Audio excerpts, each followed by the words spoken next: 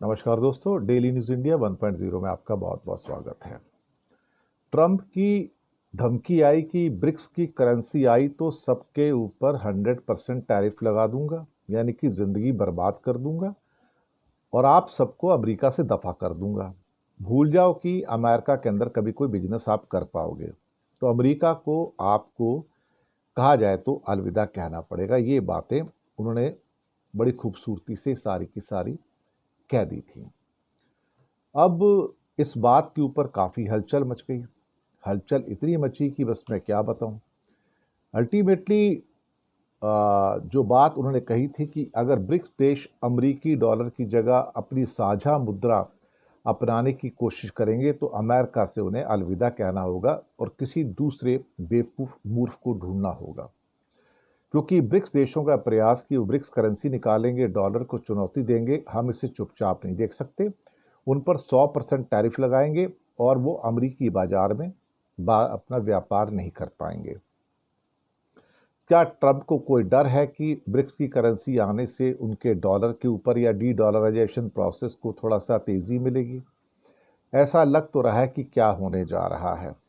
अब अमरीकी डॉलर के दबदबे को चुनौती देने की बात तो है और अपनी मुद्रा को विकसित करने की बात है, लेकिन भारत ने तो लगता है कि भाई इसके ऊपर घुटने टेक दिए। एक दिन बीता नहीं धमकी का तो जयशंकर का बयान आ गया। पता लग रहा है कि हिंदुस्तान ने पूरी तरह से नतमस्तक होकर दंडवत प्रणाम कर दिया है, घुटने टेक दिए हैं और कह दिया है कि हम ट्रंप की जो भी ये नीतियां हैं उसको लेके हम काफ़ी कॉशियस हैं और उनका कहना है कि उनकी नीतियां अमेरिका के हितों के लिए, अमेरिका फर्स्ट के लिए है। हमारे लिए चिंता का विषय कि हमें हमारे almost 70 billion dollar 75 billion dollar के एक्सपोर्ट अमेरिका को होते हैं, जो दुनिया में नंबर 1 के हैं। अब ये चिंता जो है अब जयशंकर के दिमाग में कुछ ज़्यादा ही घूम रही है और उसके बाद क्या कहा कि भारत इस मामले में बड़ा कॉशियस है।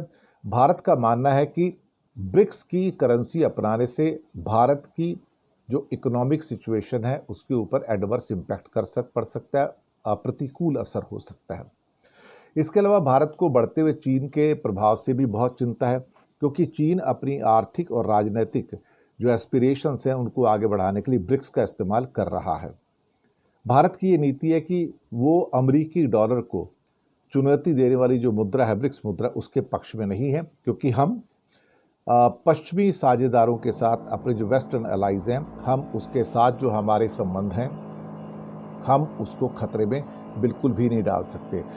जयशंकर का कहना है कि हम ब्रिक्स की करेंसी को लेके हमारी असहमति है, क्योंकि दरअसल बहुत सारे देश हैं, उनकी अपनी मॉनेटरी, इकोनॉमिक और पॉलिटिकल जो है समानता की ज़रूरत है।